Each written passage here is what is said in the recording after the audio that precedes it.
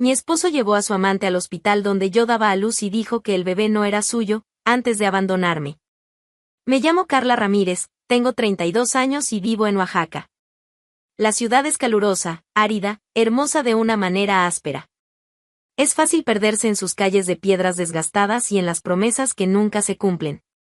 Yo misma fui una promesa olvidada.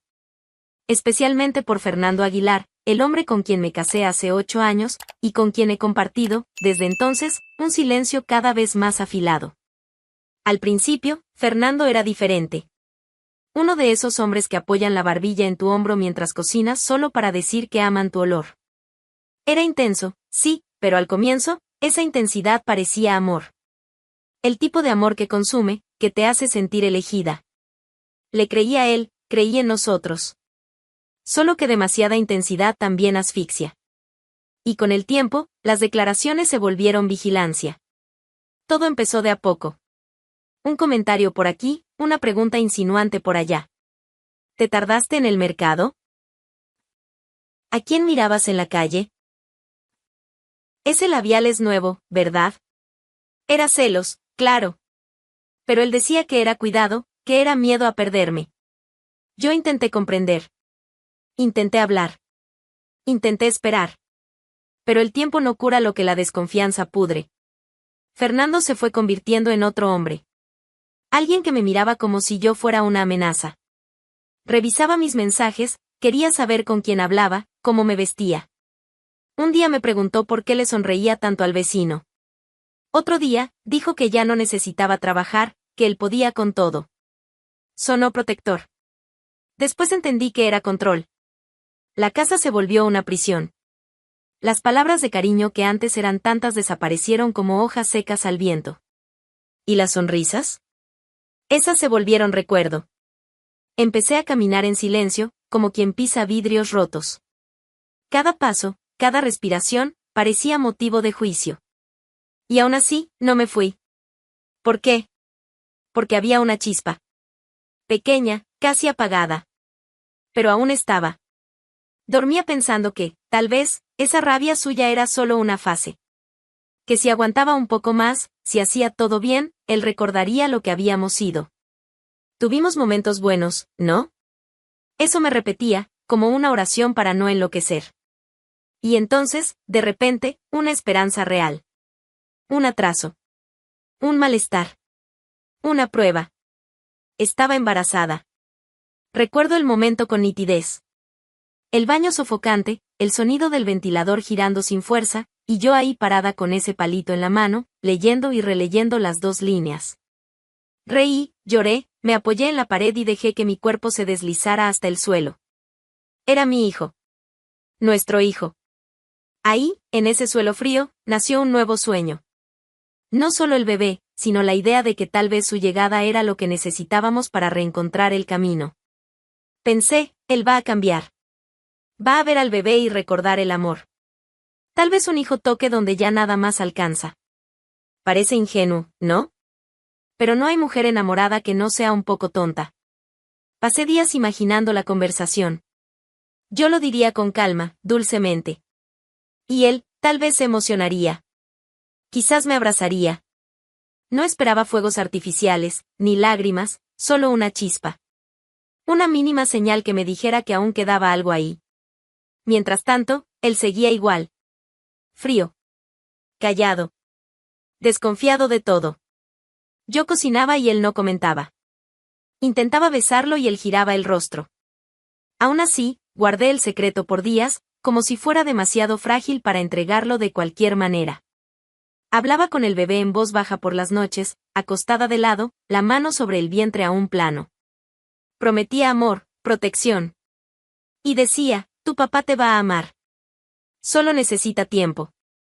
Ahora está perdido, pero tú vas a hacer luz.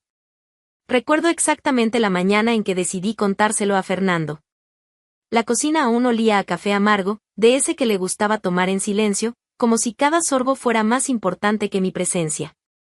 Pero yo estaba decidida. Ya no podía esconderlo. Llevaba dentro de mí un ser vivo. Y eso, por sí solo, merecía ser dicho. Fernando, dije con voz firme, aunque la garganta me ardía de seca. estoy embarazada. Él levantó los ojos del periódico con una lentitud que parecía calculada. Lo primero que vi fue el desinterés. Luego, el desprecio. Eso no cambia nada. Respondió sin emoción alguna. Frío. Helado como el agua de la madrugada. Me quedé en silencio. Ni supe cómo reaccionar. El corazón me latía con fuerza, no de alegría, sino de miedo. Miedo de lo que esas palabras realmente significaban. Y él, simplemente se levantó de la mesa, tomó las llaves y se fue. Sin más. Sin preguntar cómo estaba, sin tocar mi barriga, sin mirarme como alguien que acababa de saber que iba a ser padre. Me sentí vacía. No de cuerpo, porque en él ahora existía otro corazón además del mío, sino de alma. Fue como si alguien hubiera apagado la luz por dentro. Aún así, seguí intentando. Los meses que siguieron fueron de espera. Imaginaba que, con el tiempo, él se acostumbraría a la idea. Que tal vez, al ver la barriga crecer, algo en él se movería. Alguna emoción, algún resto de humanidad. Pero no. Fernando se volvió más ausente. Más frío. Me ignoraba como si yo fuera una huésped molesta. Cuando me miraba, parecía querer borrarme. Y aún así, yo insistía en creer. Tal vez era una tonta. O tal vez era amor, ese tipo de amor ciego que no ve el abismo hasta que ya está cayendo. Compré ropita sola. Hice el control prenatal sola. Hablé con el bebé sola. Y soñaba. Porque solo el sueño me mantenía en pie. Cuando comenzó el trabajo de parto, era de madrugada. El dolor venía en oleadas, como si mi cuerpo gritara por dentro. Tomé mi maleta, lo llamé. Nada. Sin respuesta. Entonces llamé un taxi. En el hospital, entre contracciones, sudor y lágrimas, aún miraba hacia la puerta. Con cada paso apresurado de un médico o enfermero, creía que era él llegando. Pero no era. El dolor crecía. Físicamente, emocionalmente. Lo necesitaba ahí. Necesitaba apoyo, una palabra, una mirada que me dijera, todo va a estar bien. Pero no vino. Al menos, no solo. Horas después, cuando ya casi me llevaban a la sala de parto, escuché pasos en el pasillo. Miré. Y mi mundo se detuvo. Fernando apareció. De la mano de otra mujer. No necesité explicaciones. La imagen ya era un golpe. Pero él, como si eso no bastara, se acercó a mí y dijo con la calma de un verdugo. Ese hijo no es mío, Carla. Y tú lo sabes. Simplemente mintió. En la cara. Como si la verdad fuera desechable. Y antes de irse, como si fuera un favor, dejó una humillación más. Hay un sobre con dinero en la mesa de la casa. Lo vas a necesitar para reponerte. Soy bueno por dejarte algo todavía. No pude responder. No tenía fuerzas. Mi cuerpo temblaba, mi corazón sangraba. Las contracciones se intensificaban. El dolor físico se mezclaba con el dolor emocional hasta que ya no supe por cuál lloraba más. Él dio la vuelta y se fue. Así de simple. En aquella sala fría, entre gemidos, médicos corriendo y el sonido de las máquinas, di a luz. Pero no hubo alegría. Mi hijo nació entre lágrimas. No de emoción, sino de luto. Porque ahí, en ese momento, murió la última esperanza que tenía de recuperar a Fernando. Y con ella, murió lo que quedaba de la mujer que creía en su amor. En la maternidad, sosteniendo a mi bebé por primera vez, me sentí fuerte y frágil al mismo tiempo. Tenía en mis manos la prueba de que podía dar vida. Y también la certeza de que el hombre que debería estar a mi lado, me había abandonado en el momento más importante de nuestra historia. La mañana en que recibí el alta, volví a casa con un bebé en brazos y una cicatriz abierta en el pecho. Lo primero que vi fue el sobre. Estaba ahí, sobre la mesa de la sala, como él dijo. Arrugado, tosco, irrespetuoso. Ni siquiera lo tomé de inmediato. Solo lo miré como quien observa la basura que aún no ha tenido tiempo de tirar. Pero lo tiré. Esa misma tarde, rompí cada billete y cada moneda. No por orgullo, sino por respeto. Porque nada de lo que Fernando dejara atrás podía pagar el dolor que causó. La casa estaba vacía. Los armarios también. Se llevó todo lo que quiso. Hasta mi cafetera. Pero lo que más dolía era el sonido del silencio. Un silencio diferente. No el silencio del miedo que vivía antes, sino el silencio de la más pura soledad. Ahora era solo yo. Y el bebé. Los primeros días lloré mucho. Lloraba a escondidas, cuando él dormía. Lloraba mientras lavaba la ropa, mientras calentaba el biberón, mientras miraba la pared. Pero lloraba en silencio. Porque él no podía ver debilidad. Ni siquiera siendo un recién nacido. Él merecía una madre fuerte. Aunque fuera una actuación, por ahora. Se llama Lucas. Y fue por el que empecé a recomponerme. Conseguí un trabajo como limpiadora en un edificio del centro. Un señor llamado Mateo me dio la oportunidad. Le mentí, le dije que tenía con quien dejar al bebé. No era cierto. Así que improvisaba. A veces lo dejaba con la vecina del frente, doña Luisa. A veces envolvía a Lucas en una manta y lo ponía en una canasta, a mi lado, mientras barría las escaleras. Hubo días en que lloraba tanto, con hambre, y yo lloraba con él, fingiendo que era alergia al desinfectante. Por la noche, cosía. Tomaba trabajos pequeños, bastillas, uniformes escolares, ajustes en vestidos de novia. Todo bajo la luz débil de una lámpara vieja. No quedaba tiempo para mí. No había espacio para el dolor. Pero ahí, en medio del agotamiento, comencé a reencontrarme. Puntada a puntada. Día tras día. Las vecinas comenzaron a mirarme diferente. Antes era con lástima. Después, con respeto. La costurera del bloque. La mujer a la que el marido abandonó. La que no cayó. Nadie lo sabía, pero cada día, cuando Lucas dormía, yo me acostaba con la almohada en la cara. Y gritaba. Gritaba todo lo que no pude gritar en el hospital. Gritaba el nombre de Fernando, maldiciendo cada letra. Mientras tanto, él vivía en Veracruz, según decían. Casado con la mujer que apareció en el hospital. Lo supe sin querer, en un comentario cruzado de una clienta. ¿Viste? Ese tal Fernando Aguilar ahora anda por ahí con cochecito de bebé y una mujer rubia al lado. Dicen que es arquitecta. Vaya. Cambió a la esposa por modelo de catálogo. Sí, pero nadie habla de la mujer que dejó. Fingí que no escuché. Seguí cosiendo sin levantar la vista. Pero por dentro, ardía. Fernando aparecía en fotos. En redes sociales, en periódicos locales. Sonriente, con la camisa bien planchada, como si fuera el hombre ideal. Mostraba al hijo de su amante en los parques. Besaba su frente en restaurantes. Y yo, en mi pequeña cocina, ponía arroz en el fuego con el brazo izquierdo mientras mecía a Lucas con el derecho. Él sonreía para las fotos. Yo sonreía para mi hijo. No me importaba el lujo. Pero me dolía la injusticia. Él caminaba como quien ha vencido. Y yo, como quien fue olvidada. Pero el tiempo es silencioso. No grita. Él siembra. Y cuando llega la hora, cosecha. Fernando creía estar seguro. Que podía empezar de cero. Que podía enterrar la verdad. Pero el tiempo. El tiempo cava. Pasaron los años. 5, para ser exacta. 5 cumpleaños de Lucas. 5 inviernos. 5 veces que sopló las velas de un pastel con cobertura chueca, cantando feliz cumpleaños rodeado de vecinos y muñecos de cartón pegados con cinta en la pared. 5 años desde que Fernando desapareció de mi vida. Y, al parecer, construía una nueva. Ya no pensaba en él. No de la misma manera. Claro, de vez en cuando aparecía en sueños o en el rostro de algún desconocido en la calle, pero pronto pasaba.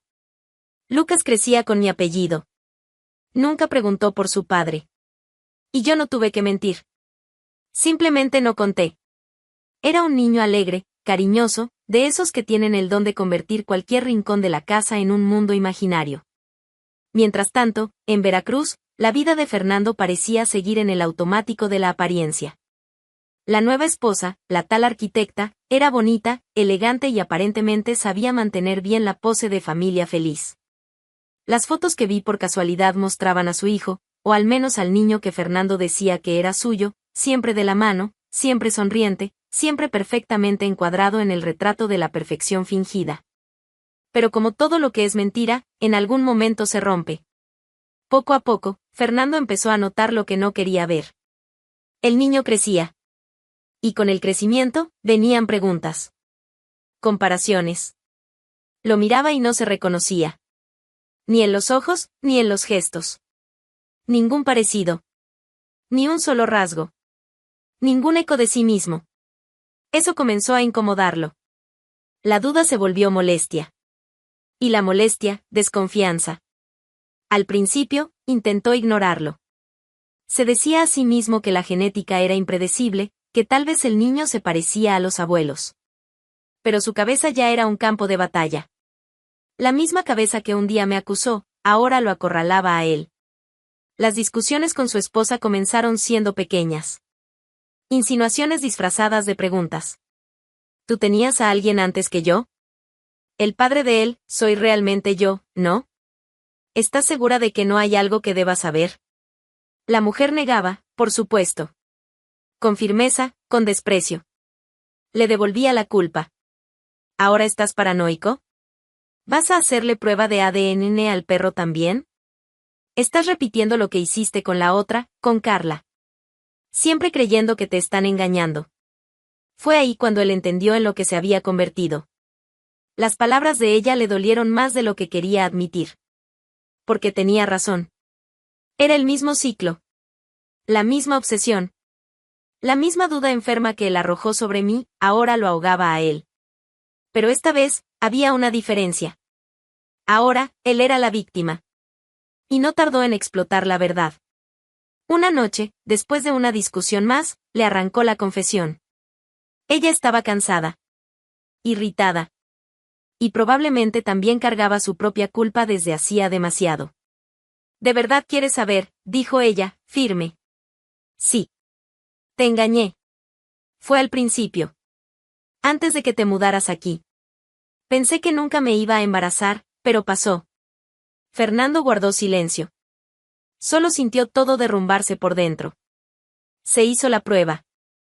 El famoso ADN que tanto evitó en el pasado. Y el resultado cayó como sentencia, el niño no era suyo. Ya no había cómo mentir, ni siquiera a sí mismo. El hijo que criaba no llevaba su sangre.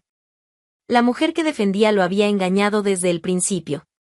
La ironía es cruel. Porque él, que siempre vivió con dudas, fue destruido por ellas. Él, que un día me acusó sin pruebas, ahora recibía la verdad con la fuerza de un terremoto. Fernando se derrumbó. No solo por la traición, sino porque, en ese instante, todo lo que me hizo volvió como un espejo roto. La frialdad. La desconfianza. El abandono. La injusticia. Lo entendió, demasiado tarde, lo que era ser dejado justo cuando más se necesitaba a alguien. Probó el mismo sabor amargo que puso en mi boca. Solo que ahora, era él quien lloraba solo. Su nombre ya no venía a mi mente. No de forma natural. Ya no ocupaba espacio en mis pensamientos, ni en mis días. Fernando Aguilar había quedado en el pasado. Hasta el día en que volvió. La vida ya era otra. Mi hijo tenía casi 7 años, fuerte, curioso, lleno de personalidad. Era de esos que preguntan todo y tratan de construir cualquier cosa con cartón, pegamento y alambre. Yo trabajaba en una pequeña tienda de telas en el centro. Fui creciendo poco a poco, cosiendo primero en casa, luego para clientes fijos, hasta conseguir un espacio que era solo mío. Ya no usaba los mismos vestidos. Ya no hablaba con la misma voz. Yo era otra. Más firme. Más liviana. Sin la prisa de demostrarle nada a nadie. Pero el tiempo siempre da vueltas. Aquel sábado, lluvioso y sin prisa, volvía del mercado con bolsas en los brazos. Llevaba frutas, pan, huevos. Cosas simples. Lucas se había quedado con la vecina, jugando a las cartas con su nieto. Subí a la calle despacio, cuando vi a un hombre parado frente a mi puerta. De lejos, no lo reconocí. Estaba más delgado. Canas en las sienes. Los hombros encorvados, como si cargara algo invisible. Pero era él. Fernando. Sentí un escalofrío. como si el pasado hubiera vuelto a respirar. Por algunos segundos, me congelé. Pero recobré el aliento y seguí caminando. No por él, sino porque nada me haría cambiar mi rumbo. Ni siquiera un fantasma. Carla, dijo, con la voz quebrada. No respondí. Abrí la puerta, entré. Dejé las bolsas en la mesa. Luego volví. Él seguía allí. Quieto. Como quien no sabe qué hacer con su propia presencia. ¿Puedo hablar contigo? Solo, un minuto. Por favor. Había algo en la forma en que hablaba que no encajaba con el hombre que me dejó en aquel hospital. Estaba diferente. No mejor. Pero destruido. Habla. Dudó. Miró a los lados, como si el mundo lo estuviera observando. Yo sé lo que hice. Sé que no tiene perdón. Pero necesitaba verte. Necesitaba ver a Lucas. Entender quién es. Saber lo que perdí. Respiré hondo. Pero no dejé que la emoción tomara el control. No más. Y tú no perdiste. Tú renunciaste. Y hay diferencia. Se arrodilló. En medio de la acera. Bajo la llovizna fina que caía. Te lo suplico. Dame una oportunidad para conocerlo. Haría cualquier cosa. Todo. Si quieres que después desaparezca, lo haré. Pero antes, por favor. Por dentro, algo se estremecía. No era dolor. No era odio. Era solo el eco de todo lo que quedó atrás. No mereces conocerlo. Dije con firmeza. Lo negaste el día que más necesitábamos de ti. No cuando faltaba leche. No cuando no había pañales. El día en que nació. Fernando lloró. Lloró como un hombre que nunca había sido débil, pero que ahora no tenía dónde esconderse de su propia vergüenza. Estaba ciego. Fui un idiota. Cobarde. Lo fuiste. Y tú mismo decidiste serlo. Completé. Trató de recomponerse. Se limpió el rostro con la manga de la camisa. Intentó levantarse, pero parecía sin fuerzas. Solo, necesitaba decírtelo. Que me arrepiento. Que me odio por lo que hice. Que cargo con eso todos los días. Lo observé por unos segundos. ¿Era sincero? Tal vez. ¿Importaba? Ya no. Porque el tiempo no borra las decisiones. Las moldea. Y Fernando ahora era el resultado de las suyas. Vete. No necesitas buscarme. Y no hables con mi hijo. Tuviste una oportunidad. Elegiste abandonarlo. No existe una segunda oportunidad para eso. Él permaneció arrodillado. Los ojos llenos de lágrimas, la cabeza baja. Entré y cerré la puerta. El tiempo pasó. ¿Y cómo pasa? 2, 3, 5, 10 años. 10 cumpleaños de Lucas. 10 veces cantando feliz cumpleaños con un pastel sencillo, hecho con lo que alcanzaba en el mercado. 10 navidades sin árbol caro, pero con risas verdaderas. 10 inviernos calentando los pies con una manta vieja y chocolate caliente. 10 años sin Fernando Aguilar. Nunca más lo vi. Nunca más lo busqué. No lo eché de menos. Porque, en verdad, él se había ido mucho antes de cruzar aquella puerta del hospital. Solo oficializó lo que ya venía haciendo desde hacía tiempo, dejarme sola. Hoy, vivo otra vida. Y no es exageración. Es otra de verdad. Tengo mi casa, pequeña, pero mía. El alquiler está a mi nombre. La luz, el gas, el techo que me cubre, todo es resultado de mis manos, de mi trabajo, de mi esfuerzo. Soy conocida en el barrio. Carla la de las costuras. Hago ajustes, creo piezas desde cero, enseño a mujeres a coser y, con eso, ellas me enseñaron el valor de volver a empezar sin depender de nadie. Lucas tiene 9 años. Ya me alcanza al hombro y cree que lo sabe todo sobre el mundo.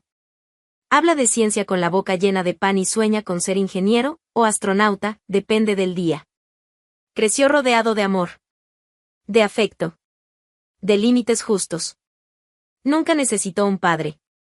Necesitó presencia. Y eso, le di de sobra. Hubo momentos duros, claro. Enfermedad sin dinero para medicina. Días de arroz con huevo y nada más. Sustos con fiebre alta. Trabajo que no llegó. Puertas que se cerraron. Pero cada uno de esos momentos fue vencido con dignidad. No me volví una mujer amarga. No guardé rencor como escudo. Lo guardé como lección. El pasado ya no llama a la puerta. Ni siquiera en los pensamientos. Fernando se volvió un recuerdo borroso. Un nombre que solo regresa cuando alguien lo menciona por casualidad. Supe, por una exclienta que tiene parientes en Veracruz, que él vive solo. Que aquella arquitecta se fue, se llevó al niño, que nunca fue suyo, y no miró atrás. Dicen que Fernando anda callado. Que envejeció. Que vive encerrado en un pequeño departamento. ¡Qué pena! Pero también no. La cosecha llega. Para todos. Y él cosechó lo que sembró. Aquí, de mi lado de la historia, no quedó rabia. Solo calma. Esa calma que viene después de la tormenta. Esa paz silenciosa que se construye con el tiempo. No llegó de la nada. Fue construida, día tras día, noche tras noche. Entre puntadas en la máquina de coser y platos lavados con manos cansadas. Lucas nunca insistió en saber más sobre su padre. Pero una vez, al volver de la escuela, me preguntó: «Mamá, ¿por qué mis compañeros tienen papá y yo no?». Me senté a su lado. No evité la conversación. Lo miré a los ojos y le dije, con todo el respeto que merecía: «Porque tu padre no tuvo el valor de ser padre. Pero eso no tiene nada que ver contigo. Tiene que ver con él». Él no lloró. Ni se enojó. Solo sacudió la cabeza, pensativo. Luego volvió a jugar con sus legos. Fue así. Sin drama. Con la honestidad que libera. Hoy en día, tenemos nuestra rutina. Yo abro la tienda a las 8. Él va a la escuela. Almorzamos juntos siempre que es posible. Reímos. Discutimos.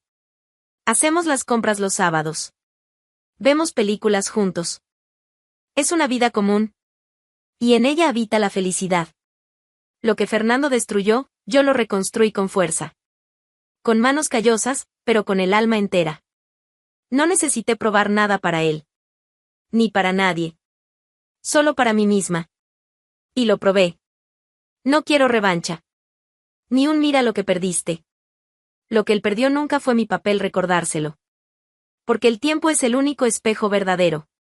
Y quien tiene ojos, en algún momento ve. Lucas crece con valores. Con respeto. Con libertad. Se va a equivocar, claro. Se va a frustrar, como todos. Pero va a saber de dónde vino. Va a saber que nació en un momento difícil, pero fue amado desde el primer suspiro. Va a saber que tuvo una madre que nunca se rindió. Y cuando lo veo dormir, tranquilo, con las manos lanzadas hacia arriba como quien no le teme a nada, yo entiendo. Yo vencí. No porque vencí a Fernando. Sino porque me vencí a mí misma. Y eso es más que suficiente. Una historia de dolor, superación y dignidad. Si llegaste hasta aquí, suscríbete al canal para no perder los próximos relatos. Y cuéntanos en los comentarios, ¿desde qué ciudad estás viendo?